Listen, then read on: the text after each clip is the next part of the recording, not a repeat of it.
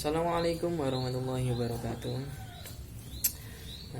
Teman-teman siswa-siswi kelas 10 Madrasah Aliyah Negeri Demak yang berbahagia dimanapun kalian berada, pada pagi hari ini kita lanjutkan pembahasan materi kita mengenai fikih.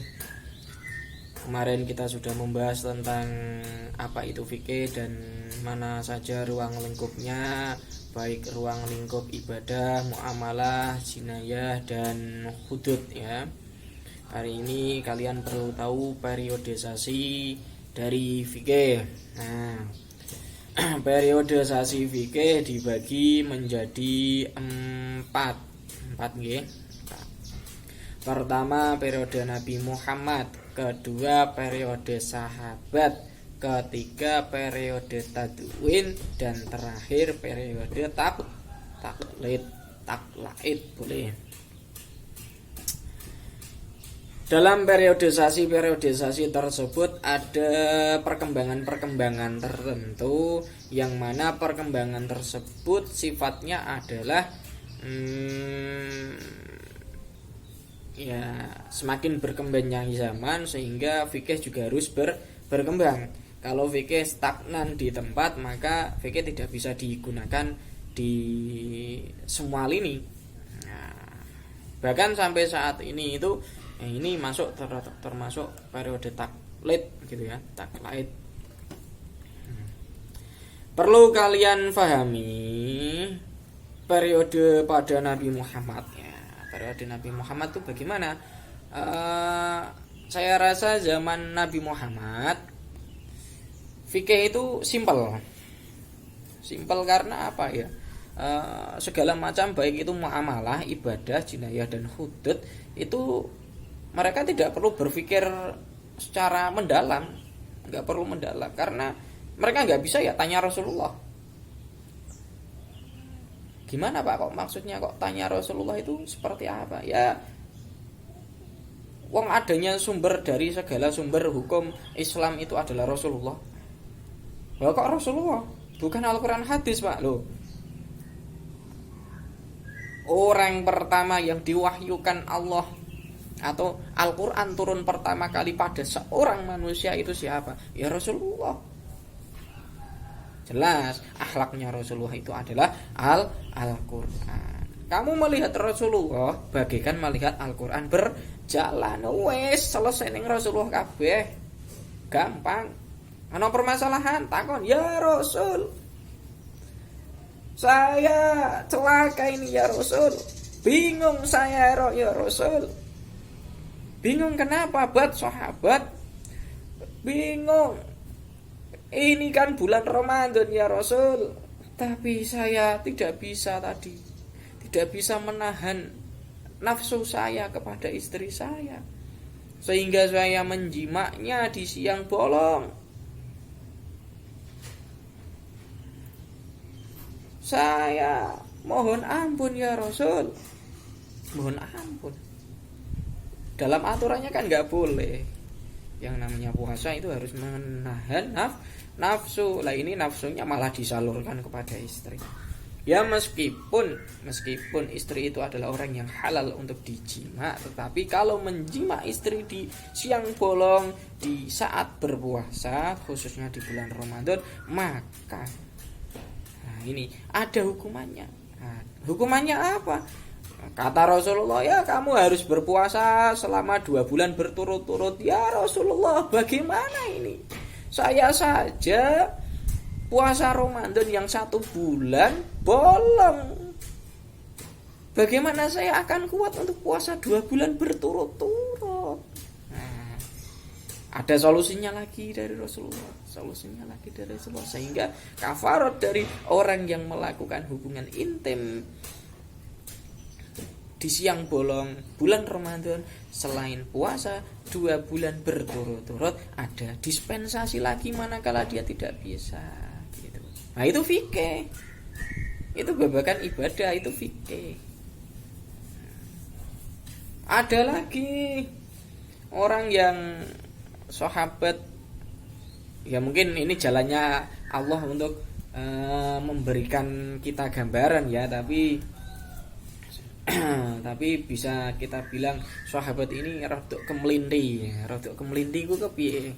Ya sungkan untuk bertanya kepada Rasulullah, akhirnya berijtihad sendiri. Nah, padahal masih ada Rasulullah kok berijtihad sendiri. Ya mungkin karena sungkan ya, kayak jenengan teman-teman semuanya mau menghadap Pak Kiai tanya problematika kan agak sungkan ya gitu. Ya tidak apa-apa sih sebenarnya kalau sungkan seperti itu. Nah, cuman jangan sampai apa ya, kesungkanan kalian itu malah mencelakakan kalian. Nah ini kayak sahabat ini untung diketahui sama Rasulullah. Kalau tidak diketahui maka ijtihadnya bisa dipakai oleh teman-teman zaman sekarang, termasuk juga jenengan-jenengan ini. Nah, ijtihadnya begini. Suatu ketika ada sahabat, dia itu tiba-tiba guling-guling di atas pasir, membuka bajunya, guling-guling di atas pasir. Kok guling-guling kayak pitik, kayak kucing nak kas dolanan naik dhuwur pasir nih. Seperti halnya ayam ataupun kucing yang berguling-guling di atas pasir. Dia guling-guling terus. Nah, sampai akhirnya Rasulullah itu melihat dia. Nah, entah kenapa ya memang jalannya Allah Subhanahu wa taala untuk melewatkan Rasulullah di tempatnya dia tadi. Akhirnya Rasulullah bertanya, "Ya sahabat, ngapain kamu guling-guling di atas pasir ya sahabat?" Nah, dia jawab, "Ya Rasul, ini tadi karena tidak ada air sehingga saya melakukan tayamum mandi besar." Nah, tayamum besar berarti. "Kenapa kamu harus tayamum besar?" "Karena saya habis hadas besar ya Rasul. Jika hadas kecil tayamumnya adalah membasuh wajah dan tangan sampai siku, maka hadas besar itu ya sama halnya seperti mandi besar. Kalau mandi besar kan yang diguyur adalah dari atas kepala, ujung rambut sampai ujung kaki, maka tayamum besar pun harusnya demikian. Jadi saya mengganti sarana air dengan sarana debu, makanya saya gulung-gulung di atas pasir ini." Nah, Jal, kalau seperti ini tidak diingatkan sama Rasulullah, kowe kabeh do ngono kowe. Piye? Bagaimana perasaan kamu? Kamu sama dengan kucing. Nanti si kucing ini, wah menungso do kurang ajar, nggonku malah dinggoni gulung-gulung. Nah, misalkan kalau enggak gulung-gulung, kalian ngambil pasir buat diguyur kepada tubuh kalian, bagaimana rasanya? Wah, pusing nanti. Kok gitu Pak? Nah gini, untung ini Rasulullah lewat. Setelah Rasulullah lewat itu memberitahu, "Bat sahabat, kowe ora perlu gulung-gulung ning pasir, kamu tidak perlu guling-guling di atas pasir, kamu tidak perlu mengambil pasir untuk diguyurkan kepada tubuh kamu, melainkan kamu cukup kalau bertayamum itu layaknya tayamum ketika hadas kecil." Loh, iki dadi fikih. Dadi hukum fikih. Jadi ada penjelasan, manakala memang tidak ada air maka penggantinya hadas besar adalah tayamum. Adapun tayamumnya seperti tayamum ketika wudu. Tayamum sing gantine wudu karo gantine mandi besar sama. Yang dibasuh apa? Cukup wajah dan tangan sampai ke siku. Ya. Paham sampai di sini? Artinya apa? Periode Nabi Muhammad sumber hukumnya adalah Nabi Muhammad itu sendiri. Dengan kata lain adalah Al-Quran dan hadis. Ini murni. Kalau zaman sekarang kepengen kembali kepada Al-Quran dan hadis, gini dia melewati periode tahapan-tahapan periode yang lainnya nanti. Nah, tidak boleh. Nah kok gitu Pak? Karena berkembangnya zaman, nggak mungkin kan zaman ini disamakan dengan zaman Rasulullah. Beda jauh. Nah ini turun periode pada zaman sahabat. Zaman sahabat ini rada berkembang. Wah, sudah tidak ada Rasulullah tempat bertanya, maka mau nggak mau ya sahabat-sahabat yang pernah bersinggungan langsung dengan Rasulullah lah yang ditanyai. Ya kenapa demikian? Wong sumber hukumnya adalah Al-Quran dan hadis. Al-Quran dan hadis itu adalah tidak lain Rasulullah itu sendiri. Gitu toh? Nah, zaman sahabat ini maka berkembanglah yang namanya ada ijma dan qiyas. Kenapa demikian? Antar satu sahabat dengan sahabat yang lain bermufakat untuk menentukan sebuah hukum tertentu, itulah namanya ijma, kesepakatan para ulama. Dalam hal ini adalah ulamanya adalah sahabat-sahabat yang pernah melihat Rasulullah. Lah terus qiyas itu bagaimana mengkorelasikan antara kejadian-kejadian yang tidak ada di zaman Rasulullah dengan kejadian-kejadian yang ada di zaman Rasulullah. Lah untuk menentukan qiyas ini ya perlu adanya pemikiran-pemikiran mendalam, tidak hanya satu sisi saja gitu. Contoh kejadian fikih yang dilakukan para sahabat tidak adanya Rasulullah yang paling mudah. Seketika Rasulullah sudah wafat, maka sahabat menginginkan adanya sosok untuk memimpin umat ini. Lah, akhirnya antara sahabat Muhajirin dan sahabat Ansor bersepakat untuk mengadakan pertemuan. Terjadilah pertemuan tersebut yang namanya musyawarah. Dalam musyawarah tersebut menentukan, wah ini pemilihan. Nah, ini yang menjadi sumber dari adanya unsur-unsur demokratis ya ini. Adanya pemilihan, mereka memilih, akhirnya muncullah sahabat Abu Bakar yang diangkat menjadi khalifah. Loh, khalifah di sini berbeda kedudukannya dengan Rasulullah. Dia memang memimpin umat, tapi dia tidak berani untuk menentukan sebuah hukum. Nah, untuk penentuan hukumnya sahabat Umar tentunya akan mengajak diskusi sahabat-sahabat yang lainnya, termasuk Ali, Utsman, Umar, gitu kan. Mereka berembuk untuk menentukan hukum fikih. Lanjut periode tatwin. Periode ini merupakan pembekuan dan penyempurnaan fikih, karena pada periode ini muncul kitab-kitab. Adanya pembukuan hadis, atsar sahabat, fatwa tabi'in, gitu kan. Itu dibukukan semuanya. Kenapa kok perlu dibukukan ya? Karena di sini sudah muncul yang namanya ide-ide supaya melestarikan ilmu. Nah, melestarikan ilmu. Kalau zaman dulu sahabat tidak perlu dibukukan. Mereka ingatannya tajam karena keseharian Rasulullah mereka lihat, yaitu yang jadi sumber hukumnya. Nah, kalau sekarang sudah tidak ada Rasulullah, sahabat yang ingat kepada Rasulullah sudah tidak ada, maka mau nggak mau harus dibukukan. Nah, setelah dibukukan inilah pada periode ini muncullah para imam-imam madhab. Siapakah mereka? Yaitu madhab Imam Hanafi, Maliki, Syafi'i, dan Hambali. Itu ya. Terakhir pada masa taklid, yaitu masa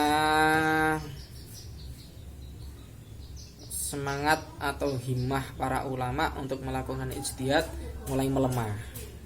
Kenapa kok melemah? Karena mereka berasumsi bahwa mereka tidak lebih cerdas dari para ulama-ulama pendahulunya kan? Ya tidak apa-apa, karena mereka sangat berhati-hati gitu kan.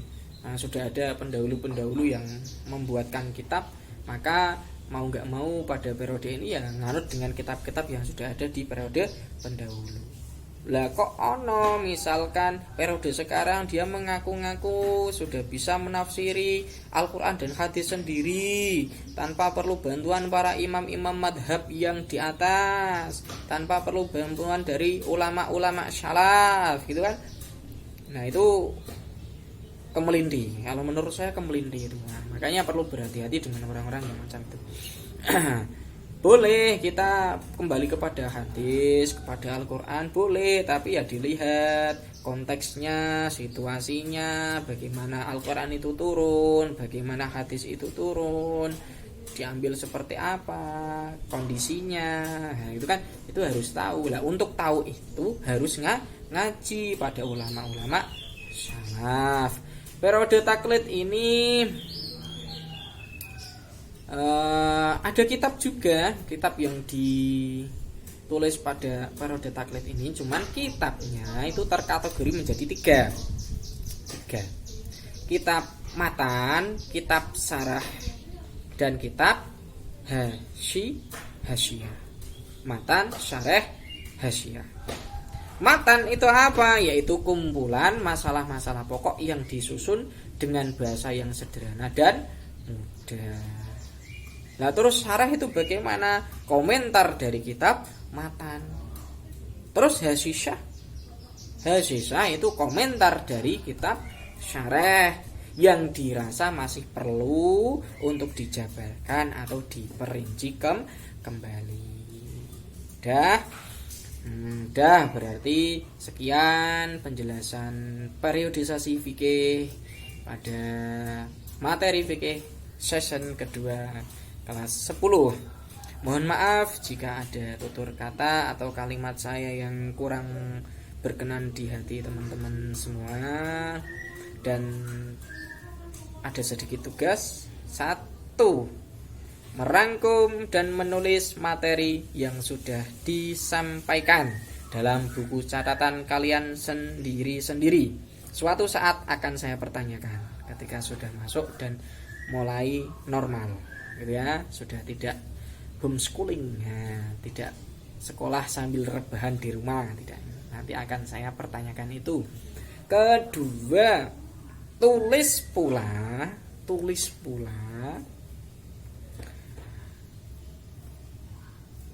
tentang 4 imam madhab, yaitu Imam Hanafi, Maliki, Syafi'i, dan Hambali. Tulis tentang mereka. Terserah kalian mau menulis misalkan nama lengkapnya, terus kitab-kitab yang sudah dihasilkannya, atau riwayat penyebarannya, beliau berkiprah atau berjuang di daerah mana masing-masing, tulis, terserah kalian. Nah, jadi saya membebaskan, pokoknya tulis tentang 4 madhab tadi. Improve kalian bagaimana nanti. Yang dari MTS saya rasa bisa, karena nampaknya pelajaran ini sudah diajarkan di fikih di MTS. Kalau yang dari SMP perlu belajar lagi.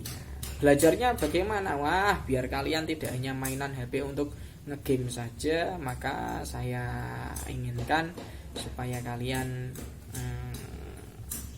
menggunakan HP untuk searching lah. Kalau nggak HP ya cari referensi buku dari teman-teman MTS, boleh gitu ya. Sekian, wassalamualaikum warahmatullahi wabarakatuh.